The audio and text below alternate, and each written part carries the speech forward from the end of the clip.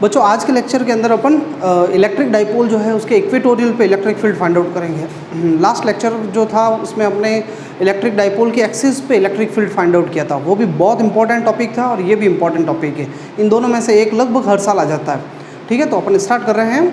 Electric field strength due to dipole heading अपन ने actually कल लगा दी थी, लास्ट लेक्चर के अंदर लगा दी थी हमने, और हमने फर्स्ट फाइंड आउट किया था एट एक्सिस। इस बार हम again electric field find out कर रहे हैं बट एट इक्वेटोरियल।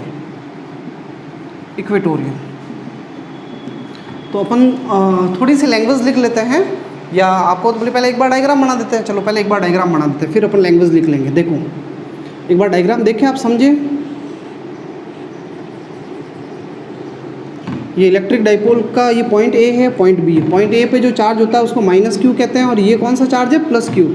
और जो मिड पॉइंट होता है उसको अपन ओ कहते हैं। ओ से ए तक की डिस्टेंस भी स्मॉल ए है, और ये भी डिस्टेंस कितनी, स्मॉल है। इस लाइन को अपन बोलते हैं एक्सिस, और इस लाइन को अपन बोलते हैं इक्वेटोरियल। तो इक्वेटोरियल के ऊपर ही यहाँ पर आर डिस्टेंस के ऊपर, पहले डायग्राम पूरा कर लेते हैं अपन, फिर आप बनाना।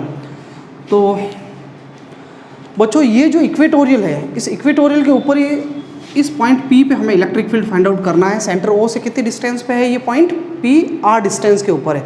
हमें यहाँ इलेक्ट्रिक फील्ड फाइंड आउट करना है। तो यहाँ पे किस किस का इलेक्ट्रिक फील्ड होगा, तो ऑब्वियसली यहाँ दो चार्ज, एक माइनस क्यू और एक प्लस क्यू। तो दो इलेक्ट्रिक फील्ड होंगे, एक माइनस क्यू की वजह से होगा और एक प्लस क्यू की वजह से।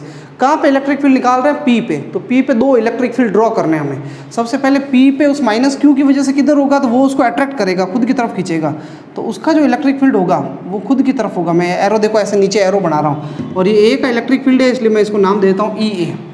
EA नीचे की तरफ है, EA वेक्टर लिख लो भले, ठीक है। और इस B का इलेक्ट्रिक फील्ड क्या कहाँ होगा, इस P पॉइंट पे। तो ये जो है वो बाहर की तरफ धक्का देगा।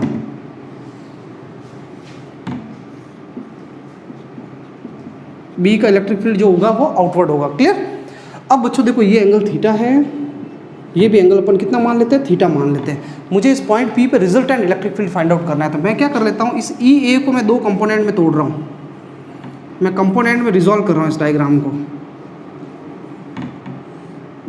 पहले डायग्राम पूरा बन जाए फिर आप बनाना, क्योंकि बीच में मैं ऐसा कोई हो सकता है रफ कर दूँ इधर उधर, ठीक है। तो देखो आप देख रहे हो ये एंगल थीटा है, तो ऐसे करके Z बन रहा है ना भाई, Z बन रहा है। तो ये एंगल थीटा है, तो अल्टरनेटिवली ये भी एंगल कितना होगा, थीटा होगा। तो EA का इधर वाला जो ये वाला कंपोनेंट होगा, इसको तो आप कहोगे EA cos थीटा। क्या कहोगे, EA cos थीटा। और फिर EA के कंपोनेंट कर रहे हैं, तो एक कंपोनेंट इधर आएगा, दूसरा इधर आएगा। जिसके भी हम कंपोनेंट तोड़ते हैं, जैसे मैं इसका कंपोनेंट तोड़ रहा हूँ, तो दो परपेंडिकुलर कंपोनेंट दोनों तरफ होते हैं। इसके कंपोनेंट कर रहे हैं, तो एक इधर आएगा तो दूसरा इधर आएगा, ध्यान रखना। तो ऑब्वियसली EA का ये कंपोनेंट इधर आएगा, EA cos थीटा, और दूसरा कंपोनेंट इधर की तरफ आएगा, इसको अपन कहेंगे EA sin थीटा। ये कंपोनेंट होंगे। क्लियर। ऐसे कैसे अब EB का भी टुकड़े करने हैं, उसके भी कंपोनेंट तोड़ने। तो ये एंगल थीटा है, तो ये भी एंगल जो है कोरस्पॉन्डिंग एंगल से, देखो ये सेम लाइन है, इसके ऊपर कितने भी पैरेलल लाइंस खींचो, किसी एक ही लाइन के ऊपर कितने भी पैरेलल लाइंस खींचो, वो बराबर एंगल बनाती है, थीटा एंगल होते हैं। तो ऑब्वियसली ये EB जो है वो थीटा एंगल बना रहा है। तो EB का इधर वाला कंपोनेंट कितना होगा, तो इधर की तरफ जो कंपोनेंट होगा उसको कहेंगे EB cos थीटा। जिधर थीटा आता है उधर cos लगता है। दूसरा कंपोनेंट किधर होगा भाई, EB का एक कंपोनेंट इधर, एक कंपोनेंट इधर होगा। तो दूसरा वाला कंपोनेंट जो होगा वो इधर की तरफ होगा, जिसको अपन कहेंगे EB sin थीटा। क्लियर। और भले आप चाहो तो पूरा ऐसे पैरेललोग्राम बना सकते हो बच्चों, पैरेललोग्राम बना सकते हो आप ऐसे, पर अपन को ऐसे पैरेललोग्राम बना करके यूँ कंफ्यूज नहीं होना है। एग्जाम को ये डायग्राम को कॉम्प्लिकेटेड नहीं बनाना है ना। ये ऐसे पैरेललोग्राम बना सकते हो। ये दो इलेक्ट्रिक फील्ड है, EA cos थीटा और EB cos थीटा, इधर की तरफ एक ऊपर पैरेललोग्राम बन गया और एक ऐसे नीचे की तरफ पैरेललोग्राम बन गया है ना। वैसे कोई ज़रूरी नहीं, आप ये ध्यान रखें, ये जो EA था, ये EA यहाँ लिख लेता हूँ मैं, EA। तो EA के कंपोनेंट हो गए EA cos theta, EB cos theta, और EB के भी दो कंपोनेंट हो गए EB cos थीटा और EB sin थीटा। अब हम अभी जस्ट आगे देखेंगे हम कि ये जो देखो, जैसे मैं बता देता हूँ एक बार वापस आपको, जैसे ये EA है, तो EA के दो कंपोनेंट हो गए, एक इधर हो गया और एक इधर हो गया। इधर वाला EA का कंपोनेंट जो है उसका नाम हो गया EA cos थीटा, और इधर वाला कंपोनेंट हो गया EA sin थीटा। ऐसे कैसे EB जो जा रहा था इधर की तरफ, इसके भी दो टुकड़े कर दिए हमने। इधर की तरफ जो कंपोनेंट आया वो EB cos थीटा, और एक कंपोनेंट इधर आ गया EB sin थीटा। तो बच्चों देखो, आप देखोगे कि ये दोनों कंपोनेंट sin थीटा वाले कंपोनेंट एक दूसरे के अपोजिट है, और ये इक्वल भी होंगे। अभी हम देखेंगे ये दोनों इक्वल होंगे, इसलिए ये दोनों कंपोनेंट एक दूसरे को क्या कर देंगे, कैंसिल कर देंगे। भाई जैसे आपने EA को भी दो टुकड़ों में तोड़ दिया, तो अब EA को भूल जाओ, ई बी को भी दो टुकड़ों में तोड़ दिया, एक इधर और एक इधर, तो ई बी को भी भूल जाओ। तो ये जो दोनों टुकड़े हैं ये तो एक दूसरे के अपोजिट है, इसलिए ये दोनों एक दूसरे को क्या कर देंगे, कैंसिल आउट कर लेंगे। तो फिर कौन से कंपोनेंट बचेंगे खाली, only for E A cos theta और E B cos theta.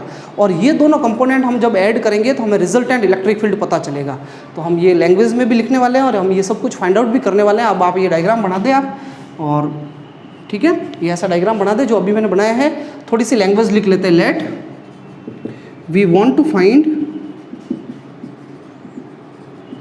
Electric field strength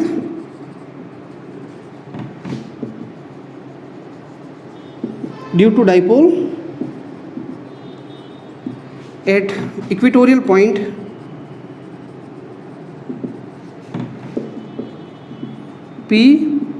P at distance small r from center O point पे अपन को इलेक्ट्रिक फील्ड फाइंड आउट करना है। बस 2 लाइनें तो लिखनी है हमें, ठीक है। अब अपन डेरिवेशन स्टार्ट कर रहे हैं। ये मैं रफ कर रहा हूँ, आप कंटिन्यूसली इसके नीचे लिखते रहें। तो बच्चों देखो, सबसे पहले अपन ये ट्रायंगल ले रहे हैं, जिस ट्रायंगल का नाम है फ्रॉम ट्रायंगल, डिस्टेंस निकाल देते हैं अपन AOP। ये जो ट्रायंगल AOP है, इस ट्रायंगल को आप ध्यान से देखो, ये डिस्टेंस कितनी है A और ये डिस्टेंस कितनी है, डिस्टेंस देखनी ओनली फॉर, ये A है और ये डिस्टेंस R है। तो ये डिस्टेंस कितनी होगी भाई, ये आपको पता ही है कि ये बेस है, ये परपेंडिकुलर है, तो हाइपोटेनियस निकालना है, परपेंडिकुलर का स्क्वायर प्लस बेस का स्क्वायर आपको पता है। तो ये जो AP होगा ना, A से P तक की डिस्टेंस ये होगी रूट बेस का स्क्वायर प्लस परपेंडिकुलर का स्क्वायर, या परपेंडिकुलर का स्क्वायर प्लस बेस का square, R square plus A square. और बच्चों ये दूसरा वाला ट्रायंगल देखिए आप, जिसका दूसरा वाला ट्रायंगल का नाम है BOP। इसमें ये बेस A है और ये परपेंडिकुलर R है, तो सेम वही बात है, हाइपोटेनियस होगा root R square plus A square. ये तो बेसिक सी चीज़ है, आपको पता होना चाहिए। ये B से P तक की डिस्टेंस भी कितनी होगी, रूट आर स्क्वायर परपेंडिकुलर का स्क्वायर, ये परपेंडिकुलर है भाई, ये परपेंडिकुलर का स्क्वायर अपॉन बेस का स्क्वायर। बहुत सिंपल सी बात है कि डिस्टेंसेस की जरूरत पड़ेगी तो निकाल करके रख दी, और मैंने इनको इक्वेशन नंबर क्या दे दिया, 1। अब मुझे इलेक्ट्रिक फील्ड निकालना है। सबसे पहले अपन इस -q का इलेक्ट्रिक फील्ड निकालेंगे एट P। तो ये फर्स्ट स्टेप है भाई, जिसमें हमने डिस्टेंस निकाली, ठीक है। इलेक्ट्रिक फील्ड अब सेकेंड स्टेप कर रहे हैं अपन, ड्यू टू -q, किसकी वजह से, -q की वजह से, और कहाँ पे, P पॉइंट पे। तो कितना होगा इलेक्ट्रिक फील्ड, इस -q का, -q के इलेक्ट्रिक फील्ड को मैं EA नाम दे देता हूँ। इसका इलेक्ट्रिक फील्ड निकाला जा रहा है P पे, तो फॉर्मूला होता है KQ। मैंने कहा था आपको साइन नहीं रखना है, माइनस है पर फॉर्मूले माइनस नहीं रखना है। KQ अपॉन डिस्टेंस का स्क्वायर होता है, अपॉन R स्क्वायर आता है डिस्टेंस। यहाँ जो A और P के बीच की जो डिस्टेंस है उसको मैं AP स्क्वायर लिख रहा हूँ, AP का स्क्वायर, डिस्टेंस का square, KQ upon R square formula है ना चार्ज का इलेक्ट्रिक फील्ड निकालने का। तो बच्चों ये AP डिस्टेंस कितनी, ये तो हमारे निकाली हुई है, KQ और AP डिस्टेंस ये रही ऊपर पड़ी है, इसका स्क्वायर करोगे तो रूट हट जाएगा, तो कितना आ जाएगा, R square plus A square. और इसको इक्वेशन नंबर अपन कितना दे देते हैं, 2। हो गया क्लियर। अब ये दूसरा वाला ट्रायंगल लेंगे अपन, क्या नाम है भाई इस दूसरा, इस +q का इलेक्ट्रिक फील्ड निकालेंगे। ये तो अपन ने किसका इलेक्ट्रिक फील्ड निकाला है, -q का। सिमिलरली अपन निकालेंगे electric field due to +q at P। तो +q का इस पॉइंट P पे इलेक्ट्रिक फील्ड कितना होगा, इस +q का, तो सेम वही फॉर्मूला EB का, KQ और डिस्टेंस कितनी है भाई इस +q की B से, तो BP का स्क्वायर, KQ और BP का स्क्वायर करो आप, BP तो ये निकली हुई, इसका स्क्वायर करोगे तो ये रूट हट जाएगा, R square plus A square. और इसको इक्वेशन नंबर दे दो आप 3rd। डायरेक्शन आपको दिख रही है, डायग्राम में मेंशन की हुई है, बार बार लिखने की जरूरत नहीं। ये दोनों इलेक्ट्रिक फील्ड देखो बराबर आ रहे हैं, ये EA और EB का फॉर्मूला देखो बराबर आ रहा है। हियर EA और EB इक्वल है, इसको इक्वेशन नंबर दे दो आप 4। क्लियर। हालांकि इक्वल है लेकिन अपोजिट थोड़ी जो कैंसिल कर देंगे, EB इधर जा रहा है, EA इधर जा रहा है, तो इनका रिजल्टेंट निकालने के लिए हमने क्या किया, कंपोनेंट्स में तोड़ा। तो हम यहाँ पे 2 लाइनें लिखेंगे, from figure we can observe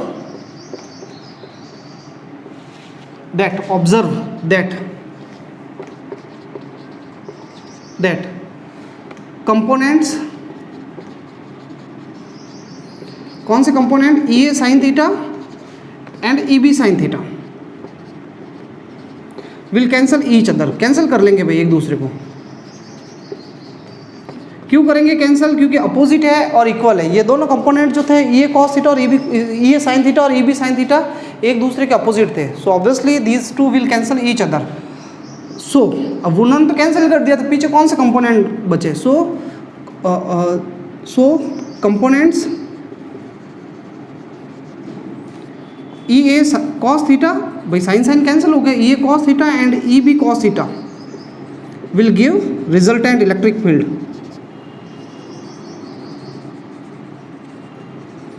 electric field, तो रिजल्टेंट इलेक्ट्रिक फील्ड कौन से कंपोनेंट देंगे? ई ए कॉस थीटा और ई बी कॉस थीटा, ये दोनों हमें रिजल्टेंट देंगे। तो रिजल्टेंट निकालना है तो इन दोनों को ऐड कर दो बस, भाई साइन साइन वाले कंपोनेंट कैंसिल आउट हो गए और रिजल्टेंट इलेक्ट्रिक फील्ड जो मिलेगा वो इन दोनों कंपोनेंट की वजह से होगा, ई ए कॉस थीटा और ई बी कॉस थीटा। हमने क्या किया, ई ए के भी 2 टुकड़े कर दिए साइन और कॉस, ई बी के भी 2 टुकड़े कर दिए साइन और कॉस, साइन साइन वाले कैंसिल हो गए तो पीछे कॉस वाले बच गए, बस इतनी सी सिंपल सी बात है। तो अब कॉस वाले कंपोनेंट को ऐड करके आप resultant electric field find out कर सकते हो। मैं ये पार्ट रफ कर रहा हूँ, ओनली ये पार्ट, ठीक है, ये पार्ट ये अभी और ये भी रफ कर देता हूँ। तो देखें, देखना बच्चों, अब रिजल्टेंट अपन को निकालना है नेट इलेक्ट्रिक फील्ड, तो अपन दोनों कंपोनेंट्स को ऐड कर लेते हैं। एक तो है ई ए कॉस थीटा और दूसरा कौन सा है, ई बी कॉस थीटा, इन दोनों को ऐड करेंगे। अब आप ऑब्जर्व कर रहे हो कि ई ए कॉस थीटा और E B cos theta, sorry E A और ई बी आपस में इक्वल है, ई ए और ई बी, देखो मैंने यहाँ लिखा ई ए और ई बी, इसलिए हम थोड़ी देर के लिए बी की जगह क्या लिख लेते हैं, ए, यूजिंग फॉर।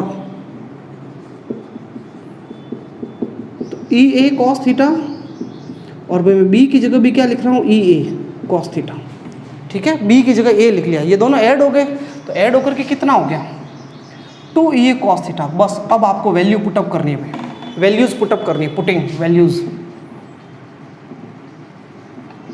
तो थोड़ा यहाँ पे देख ले आप, है तो बहुत इजी काम है वैसे। 2 ई ए कितना है, ई ए देखो ये रहा, ई ए निकला हुआ इक्वेशन नंबर 2, इक्वेशन नंबर 2 से ये वैल्यू उठा के यहाँ पे रख दो। देखो कितनी वैल्यू है बताओ, ये इक्वेशन नंबर 2 से K Q upon R square plus A square, ये लो इक्वेशन नंबर 2 से मैंने वैल्यू उठा करके रख दी, ठीक है, ई ए आ गया। और लास्ट हमारा रह गया कॉस थीटा। कॉस थीटा अगर आपको निकालना है तो देखो 2 ट्रायंगल है, आप एक तो ये वाला ट्रायंगल है बी ओ पी और एक ये वाला ट्रायंगल है ए ओ पी, ए ओ पी, तो आप तो ए ओ पी ट्रायंगल ले लो ना, ए ओ पी ट्रायंगल। तो मैं साइड में एक बार बता देता हूँ आपको, ये जो ट्रायंगल है साइड में ए ओ पी, इससे अगर आपको कोई कहे कॉस थीटा बताओ क्या होगा, तो इस पूरे ट्रायंगल से कॉस थीटा बताना हो तो बेस अपॉन हाइपोटेनियस, ये देखो हाइपोटेनियस, ये बेस तो है ए ओ, ये लिख रहा हूँ मैं यहाँ साइड में दिखना चाहिए, अपॉन हाइपोटेनियस कौन है भाई, हाइपोटेनियस ए पी, ये कॉस थीटा है। तो मैं यहाँ पे क्या कर रहा हूँ, मैं यहाँ पे कॉस थीटा की वैल्यू रख लेता हूँ ए ओ अपॉन ए पी, ये देखो ए ओ अपॉन ए पी। अब ए ओ कितना है डायग्राम से देख लो बस, के Q R square plus A square, भाई कुछ नहीं किया मैंने, यहाँ पे ये ए की वैल्यू रखी और कॉस थीटा रखा है। अब कॉस थीटा की वैल्यू आप चाहते तो डायरेक्ट भी रख सकते थे, आपको ए ओ पता है, ए से ओ तक डिस्टेंस कितनी है, ए स्मॉल ए, और ए पी भी पता है, आप चाहते डायरेक्ट लिख सकते थे, ये स्टेप से सीधा यहाँ पे आ सकते थे आप, ये बीच वाला स्टेप हटा सकते थे। ए पी कितना है, ए पी तो हमने निकाला हुआ है और डायग्राम में भी लिख लिया था हमने, root R square plus A square, ठीक है। अब इसको थोड़ा सा और सिंप्लीफाइड करेंगे। देखो बच्चों ध्यान से देखना, आपको पता होना चाहिए Q इंटू 2A क्या होता है, Q इंटू 2A, ये ऑलरेडी पिछले लेक्चर में हम 2-3 लेक्चर में बात कर रहे हैं। K तो K है, Q इंटू 2A जो होता है वो डाइपोल मोमेंट होता है P, Kp, और अपॉन देखो ये R square plus A square जो आ रहा है इसकी 1 पावर है, और इधर भी R square plus A square आ रहा है, पर रूट है, रूट का मतलब हाफ पावर, तो 1 पावर और हाफ, 1 और हाफ ऐड करो आप, तो ऐड करोगे 3/2 हो जाएगा। तो ये 1 पावर है, ये हाफ पावर है, तो अपन R square plus A square की कितनी पावर लिख लेते हैं, 3/2 पावर, 3/2 पावर। अब बस 2 लाइनें और है। फॉर शॉर्ट डाइपोल, अगर डाइपोल छोटा है तो शॉर्ट डाइपोल में आर ए से बहुत बड़ा होता है, और आर ए से बहुत बड़ा होता है तो ए स्क्वायर को नेग्लेक्ट कर दो, 0 कर दो, तो कर लेते हैं 0।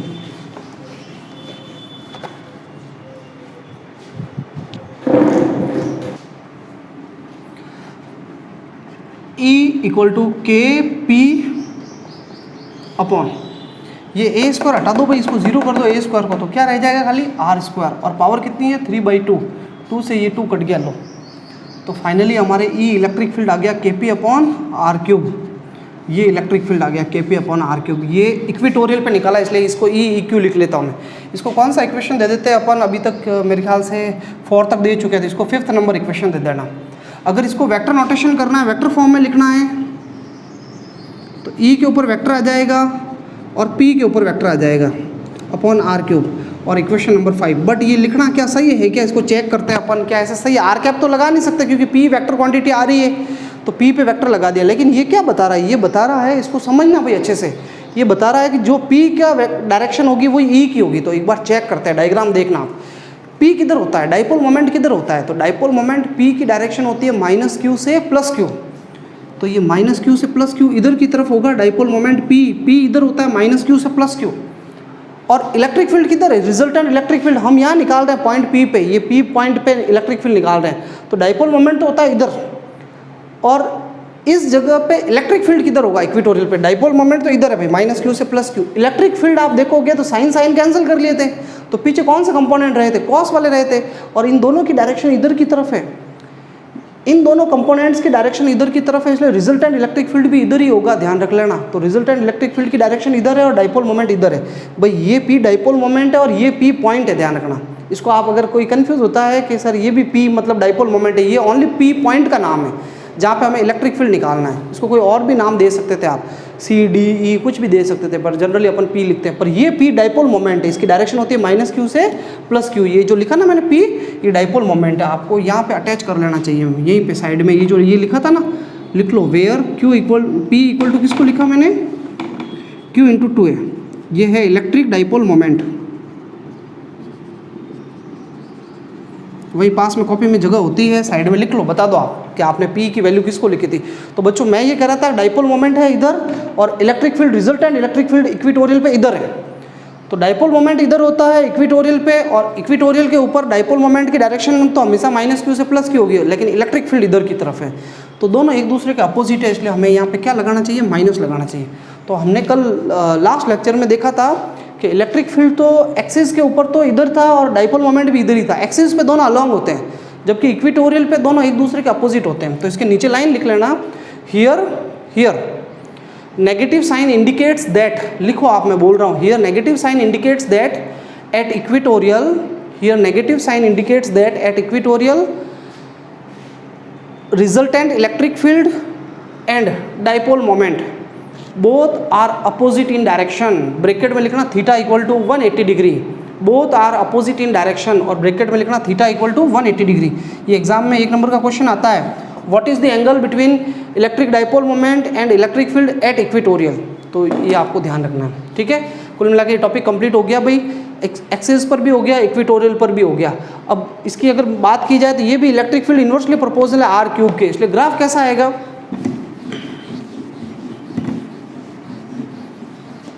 तो नीचे लिख लो आप, हियर ई इक्वेटोरियल जो है वो इन्वर्सली प्रोपोर्शनल है आर क्यूब के, इसलिए जो ग्राफ आएगा बिटवीन ई एंड आर वो ऐसे गिरता हुआ ग्राफ आएगा, है ना, फॉलिंग हाइपरबोलिक ग्राफ होगा। क्लियर। अब मैं इसको रफ कर लेता हूँ और इससे मतलब ये जो इलेक्ट्रिक फील्ड है इससे रिलेटेड 1-2 फैक्ट्स बता देता हूँ मैं आपको। देखो बच्चों, अब मैं आपको ये जो एक्सिस और इक्वेटोरियल पे इलेक्ट्रिक फील्ड निकाला डाइपोल के, उसके बारे में 2-3 नोट बता देता हूँ। एक तो सबसे पहली जो चीज़ है, नोट फर्स्ट, हालांकि एग्जाम में क्वेश्चन भी आया हुआ है ये, आपने डाइपोल की एक्सिस पे इलेक्ट्रिक फील्ड देखा होगा।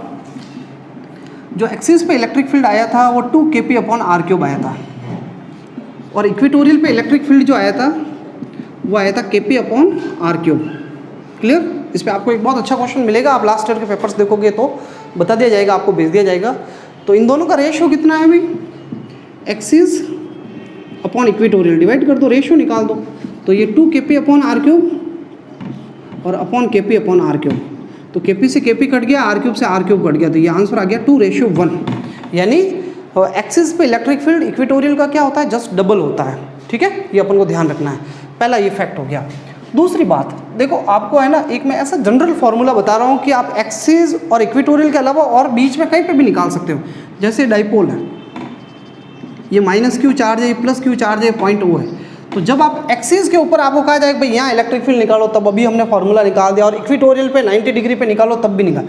लेकिन अगर मैं मान लो यहाँ पे हूँ किसी पॉइंट P पे, यहाँ पे मेरा पॉइंट P है और इसका एंगल है थीटा, इधर मुझे निकालना है थीटा एंगल पे, ठीक है, तब आप क्या करोगे, तो उस केस में अगर किसी अदर पॉइंट पे निकालना हो, at any other position electric field निकालना हो, तो मैं आपको एक जनरलाइज फार्मूला लिखा रहा हूँ, इस फार्मूले को आप याद रखें, K P upon R cube √1 + 3 cos square theta.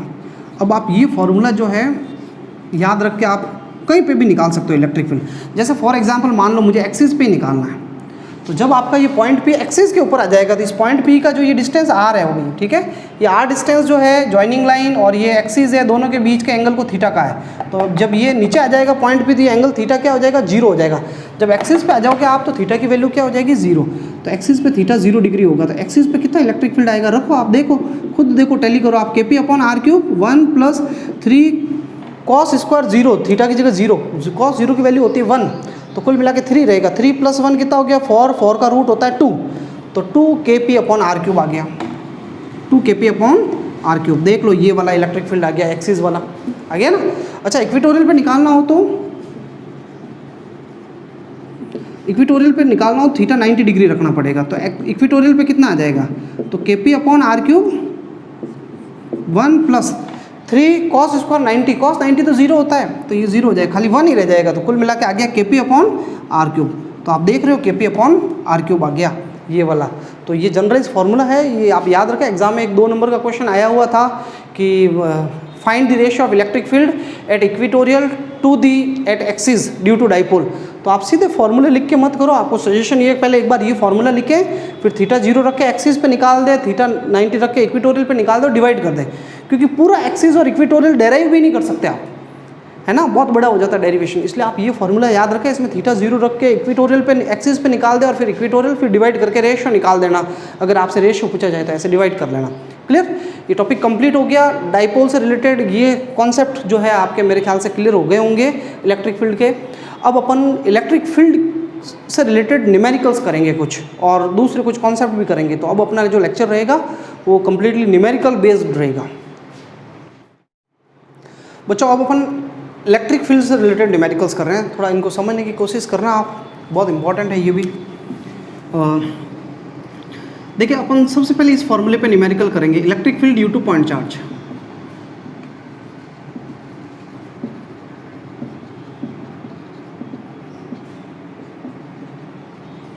तो पॉइंट चार्ज का जो इलेक्ट्रिक फील्ड है KQ/R², डाइपोल नहीं, पॉइंट चार्ज की बात कर रहे हैं अपन, KQ/R²। अपन इस फॉर्मूले पे न्यूमेरिकल्स करेंगे। तो अभी अपन एक फार्मूला बेस्ड, एक मतलब बिल्कुल जिसमें खाली फार्मूला यूज़ आ रहा है, फार्मूला बेस्ड क्वेश्चन कर रहे हैं ताकि फार्मूले की प्रैक्टिस हो जाए। क्वेश्चन है फाइंड इलेक्ट्रिक फील्ड स्ट्रेंथ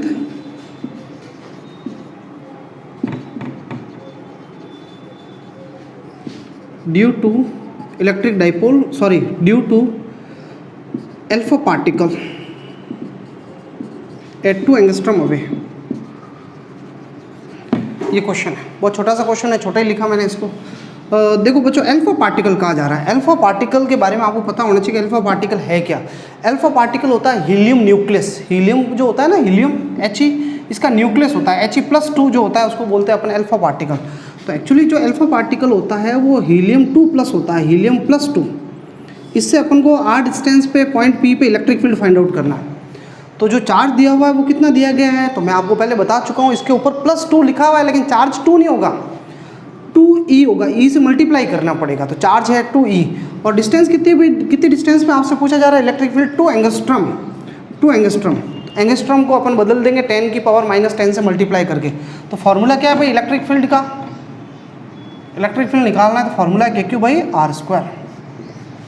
तो रखो भाई सारी वैल्यूज़, के को अभी के रख देते हैं, Q की वैल्यू कितनी है 2e, और R की वैल्यू कितनी है भाई 2 एंगस्ट्रॉम है। R की वैल्यू कितनी है 2 एंगस्ट्रॉम, एंगस्ट्रॉम का मतलब 10⁻⁻10, और स्क्वायर तो है ही है। तो बच्चों अब वैल्यूज़ रख के सॉल्व कर देते हैं। K की वैल्यू होती है 9 × 10⁹, 2e की वैल्यू होती है 1.6 × 10⁻19 अपॉन 2 का स्क्वायर कितना हो जाएगा 4 और -20। अब आप सिंप्लीफाइड कर लेना, ये 0.4 हो जाएगा, 0.4 हो जाएगा, इसको इससे मल्टीप्लाई कर देना, इसको इससे, और पावर को एडजस्ट कर देना, है ना। 0.8 और 9 मल्टीप्लाई कर देना, 5.6 हो जाएगा। 10 की पावर ये 19 गई 20, 10 की पावर -1 फिर +1, 10 की पावर 10 वोल्ट पर मीटर का इलेक्ट्रिक फील्ड आ जाएगा। ठीक है, तो ये इलेक्ट्रिक फील्ड हो गया, देख लेना, मल्टीप्लाई कर लेना भाई, जल्दबाजी में कोई गलती हो गई हो तो। 7.2 आ जाएगा, 7.2। ठीक है, तो ये क्वेश्चन हो गया। अब एक नेक्स्ट न्यूमेरिकल करते हैं, धीरे धीरे अपन न्यूमेरिकल्स का लेवल बढ़ाएंगे। अब मैं ना कंबाइंड प्रिंसिपल ऑफ सुपरपोजिशन से रिलेटेड न्यूमेरिकल्स करूँगा। देखो बच्चों, आपको एक बार वापस में प्रिंसिपल ऑफ सुपरपोजिशन जो इलेक्ट्रिक फोर्स का किया था, वैसे वैसे इलेक्ट्रिक फील्ड के लिए भी है, तो मैं नोट में कुछ कॉन्सेप्ट बता देता हूँ।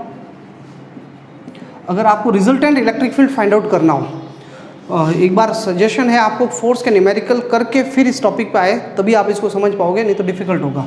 सबसे पहले सिचुएशन है कि टू इलेक्ट्रिक फील्ड जो है वो सेम डायरेक्शन में है।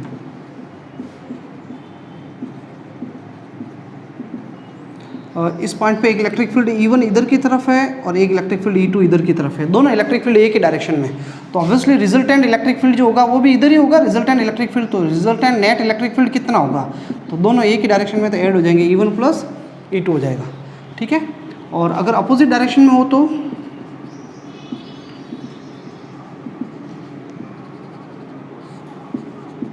E1 और E2 अपोजिट है, मान लो ये ज़्यादा है, तो रिजल्टेंट इलेक्ट्रिक फील्ड जो होगा वो इधर की तरफ होगा।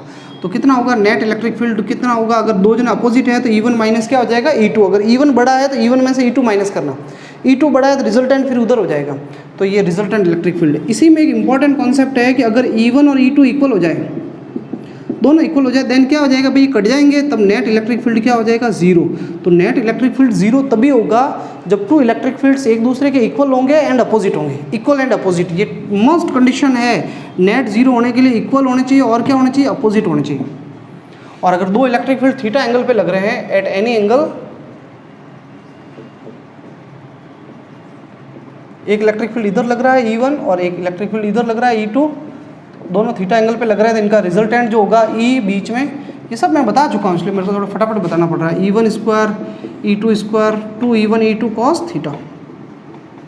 तो अपन फटाफट कुछ न्यूमेरिकल्स कर लेते हैं, जो ऑलरेडी अपन ने फोर्स में पढ़े हुए हैं वही न्यूमेरिकल्स वापस रिपीट होंगे। एक क्वेश्चन है बच्चों, इजी क्वेश्चन है, लैंग्वेज देखने की जरूरत नहीं। ये 2 चार्जेस हैं, एक प्लस क्यू चार्ज पड़ा है पॉइंट ए पे और एक दूसरा प्लस क्यू चार्ज पड़ा है इस पॉइंट ए पे बी पे, और आपको इस पॉइंट सी पे इलेक्ट्रिक फील्ड फाइंड आउट करना है ना। इक्विलैटरल ट्रायंगल है जिसकी साइड कितनी है, ए है, और आपको कहा गया find electric field at point C. Question लिख लेना please, find electric field at P. P पे इलेक्ट्रिक फील्ड फाइंड आउट करना है, तो ऑब्वियसली सी पे इलेक्ट्रिक फील्ड निकालना है। तो अब आपके दिमाग में बैठ गया होगा, इतने सारी प्रॉब्लम्स कर रहे हैं, इतने डेरिवेशन कर लिए, सी पे इलेक्ट्रिक फील्ड किस किस का होगा भाई, कितने चार्ज पड़े हैं, 2 चार्ज पड़े हैं, ए और बी। तो ए की वजह से सी पे इलेक्ट्रिक फील्ड निकालना और बी की वजह से सी पे। तो ए की वजह से जो इलेक्ट्रिक फील्ड होगा वो किधर होगा, ए की वजह से, ए पॉजिटिव चार्ज है तो इसका इलेक्ट्रिक फील्ड बाहर होगा, इसको ई ए कह दो। और बी का इलेक्ट्रिक फील्ड किधर होगा, इस पॉइंट पे इधर की तरफ होगा, बाहर की तरफ, ये ई बी होगा। अच्छा, ये एंगल 60 डिग्री होता है तो ये भी एंगल कितना होगा 60 डिग्री। तो थीटा 60 डिग्री वाला फॉर्मूला है, कॉन्सेप्ट लगेगा। तो एक्चुअली इलेक्ट्रिक फील्ड बताओ मुझे ए का कितना होगा, electric field due to A at C. A का सी पे इलेक्ट्रिक फील्ड होगा के क्यू अपॉन डिस्टेंस, कितनी डिस्टेंस का स्क्वायर करना है, ए है, डिस्टेंस का स्क्वायर, ए स्क्वायर आ गया, ये इलेक्ट्रिक फील्ड आ गया। लो फिर इसका इलेक्ट्रिक फील्ड बताओ भाई बी का,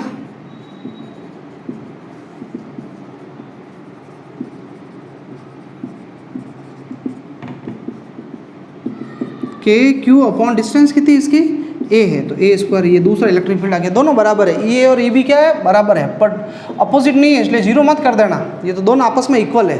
अब टोटल नेट इलेक्ट्रिक फील्ड बताओ भाई, तो दोनों थीटा एंगल पे लग रहे हैं तो नेट इलेक्ट्रिक फील्ड निकालना आपको, तो वही फॉर्मूला लगेगा थीटा वाला, E A square E B square 2 E A E B cos theta. Theta की जगह अपन कितना लिख लेंगे 60। थोड़ी देर के लिए मैं बी की जगह क्या लिख लेता हूँ, ए लिख लेता हूँ। अब ये आपके प्रैक्टिस में आ जाना चाहिए भाई, मैं धीरे धीरे करूँगा, पिछली बार भी समझा दिया आपको, फोर्स में वापस करेंगे तो टाइम खराब करना। तो ई ए का स्क्वायर प्लस ई बी की जगह भी अपन ए लिख लेते हैं 2 ई ए, और बी की जगह भी अपन ए लिख लेते हैं, और cos 60 होता है हाफ, हाफ से हाफ कट गया, ई A square E A square E A square, कितने ई ए स्क्वायर हो गया 3 ई A square, 3 E A square, और 3 तो रूट के अंदर रह जाएगा और ई ए स्क्वायर रूट से बाहर आके ई ए बन जाएगा। अब ई ए की वैल्यू रख दो, ये रही, तो आंसर आ गया भाई √3, और ई ए की वैल्यू आ गई के क्यू अपॉन ए स्क्वायर, ये आंसर आ गया। बस रिजल्टेंट इलेक्ट्रिक फील्ड की डायरेक्शन किधर होगी, तो ये इधर जा रहा है, ये इधर जा रहा है, तो इनके बीचों बीच ये देखो ये मीडियन, ऐसे इस मीडियन के अलॉन्ग होगा, इसको डी नाम दे दो, अलॉन्ग डी सी।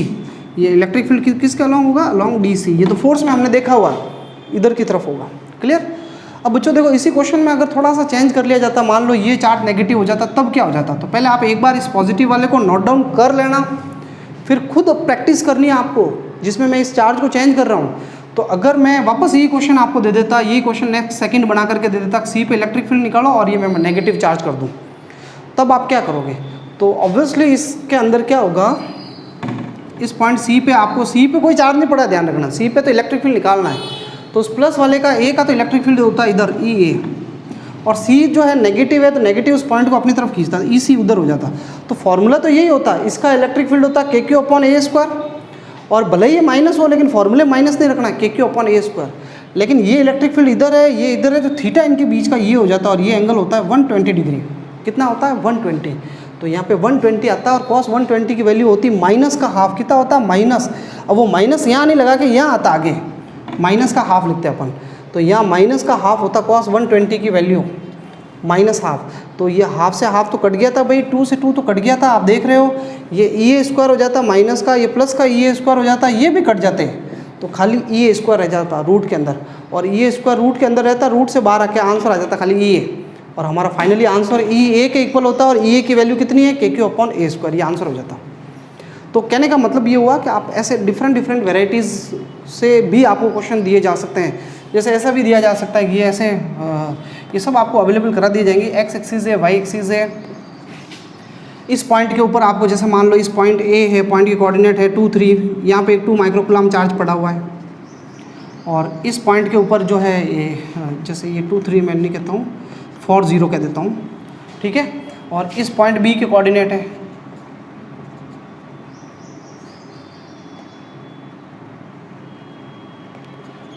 0 3 कोऑर्डिनेट, ठीक है, मीटर में है डिस्टेंस।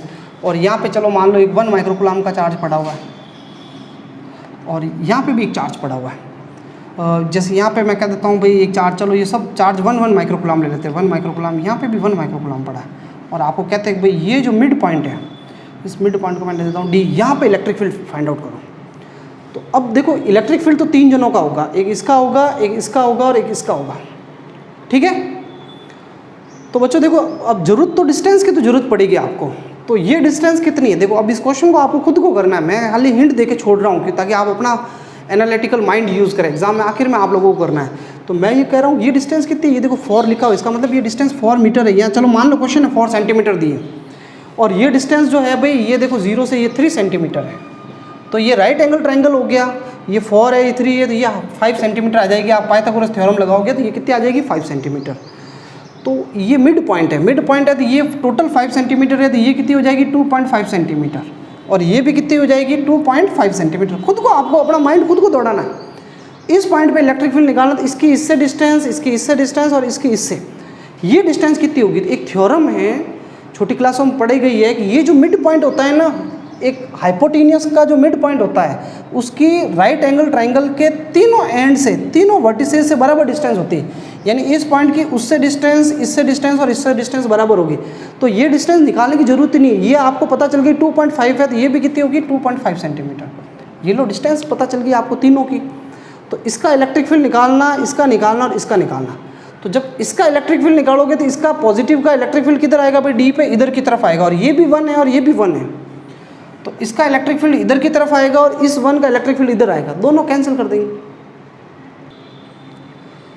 तो बच्चों कहने का मतलब इसका इलेक्ट्रिक फील्ड इधर होगा, इसका इधर होगा, ये दोनों इलेक्ट्रिक फील्ड एक दूसरे को क्या कर देंगे? कैंसिल कर देंगे। तो ये तो निकालने की जरूरत ही नहीं, आपको कैंसिल कर देंगे। खाली इसका इलेक्ट्रिक फील्ड रहेगा, ये जो ओरिजिन पे पड़ा था, इसका इलेक्ट्रिक फील्ड इस डी पे किधर होगा? इधर की तरफ, ये इसका इलेक्ट्रिक फील्ड रहेगा। तो नेट इलेक्ट्रिक फील्ड खाली इसकी वजह से होगा। क्या फॉर्मूला लगाओगे? के क्यू बाई आर स्क्वायर। के क्यू की जगह 1 माइक्रोकूलम, 1 माइक्रो की जगह 10⁻⁻6 रखना, और डिस्टेंस ये ले लेना 2.5 सेंटीमीटर। मैंने हालांकि ये पूरा बता दिया, पर आप लोगों को करना है, ये ऐसे न्यूमेरिकल्स इंपॉर्टेंट होते हैं। क्लियर? अब 1-2 क्वेश्चन मैं आपको और बता देता हूँ। बच्चों एक न्यूमेरिकल कर रहे हैं जो ऑलरेडी हमने कूलम्ब फोर्स में किया हुआ, आप देखना वही क्वेश्चन है, रिपीट हो रहा है ताकि प्रैक्टिस हो जाए आपके। तो क्वेश्चन है 2 चार्जेस, जैसे उसमें मैंने लिए थे +9e एंड +e, इसमें आप चाहो तो बोले एक फॉर ई और एक ई ले लो, है ना, और डिस्टेंस 9 सेंटीमीटर। चलो अब मैंने वही डाटा ले लिया। 2 charges plus 9e and plus E are placed 16 centimetre apart. Find a point between them where net electric field is 0।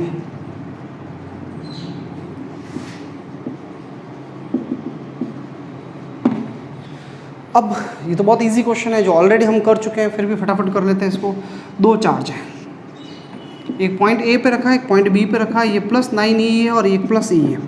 अब इनके बीच में कहीं इलेक्ट्रिक फील्ड 0 है। अगर दोनों चार्ज बराबर होते हैं तो इलेक्ट्रिक फील्ड कहाँ 0 होता, मिड पॉइंट पे, पर दोनों इक्वल तो है नहीं, तो मुझे नहीं पता कहाँ 0 होगा। फिर भी मुझे पता है कि बड़े वाला जो चार्ज है इससे तो दूर होगा और छोटे वाले के नज़दीक होगा, पर वो सारी चीज़ अभी छोड़ो। आप एक पॉइंट सी ले लो और उसकी डिस्टेंस मान लो x। टोटल डिस्टेंस क्वेश्चन ने कहा 16 सेंटीमीटर है, तो ये x है तो पीछे कितनी बची, 16 माइनस x। क्लियर। तो अब इस पॉइंट सी पे electric field, net electric field निकालना, तो किसका होगा, एक तो ए का होगा। ये ए का इलेक्ट्रिक फील्ड किधर होगा, इधर की तरफ, पॉजिटिव इलेक्ट्रिक फील्ड ए का तो होगा इधर की तरफ, और बी का इलेक्ट्रिक फील्ड किधर होगा, इस सी पॉइंट पे उधर की तरफ होगा बी का। ठीक है, तो ए का इलेक्ट्रिक फील्ड बताओ भाई, हियर ई ए कितना होगा, ए का इलेक्ट्रिक फील्ड, इसका ए का 9e का सी पे इलेक्ट्रिक फील्ड निकाल रहे हैं, के क्यू की जगह आ जाएगा 9e और डिस्टेंस कितनी इसकी इससे सी से x, के क्यू अपॉन एक्स स्क्वायर। आप देख लेना भले कूलॉम फोर्स का न्यूमेरिकल एज इट इज़ ऐसे ही किया है, जहाँ चार्ज रखा था और उस पर नेट फोर्स 0 था। इसका इलेक्ट्रिक फील्ड बताओ भाई सी पे, बी का इलेक्ट्रिक फील्ड बताओ, के इसकी वैल्यू कितनी है, इसका चार्ज कितना है ई और डिस्टेंस कितनी है इसकी 16 minus x. Equation number 2, since net field is 0,